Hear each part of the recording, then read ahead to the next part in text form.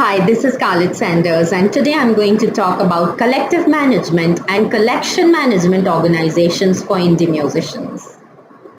The first CMO, as we now know, was established in the mid-19th century again in France.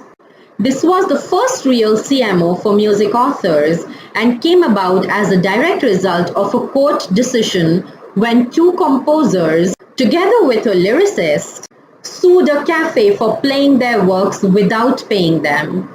These three author pioneers were having dinner at this cafe when the cafe's orchestra played one of their works.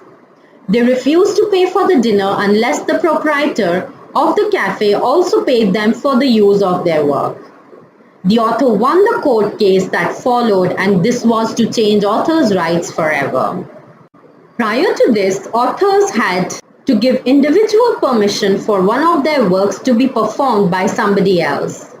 By the mid-19th century, this was becoming impractical as it was impossible for an author to know when and where one of their works was being performed.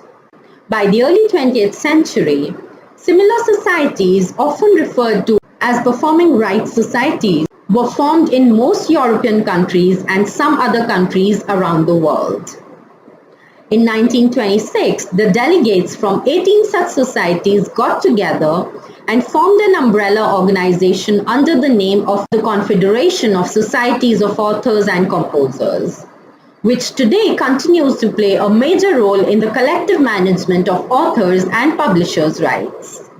The situation for performers before the introduction of the gramophone and radio was quite straightforward. The performer would perform live if the conditions for a performance were agreeable. If the conditions were not acceptable, then the performer simply refused to perform. The performer had complete control over their rights, which was the human right to perform or not.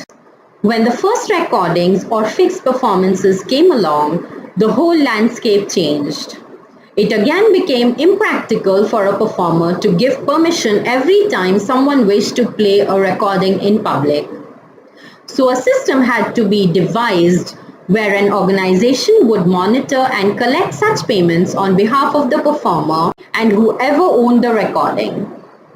Such collective management organizations are known as neighboring rights collective management organizations, or more accurately, related rights collective management organizations. Authors and performers can still retain the right to authorize or prohibit the use of their work or performances by not signing up to any collective management organizations and only authorizing specific uses on a one-off basis as they come along.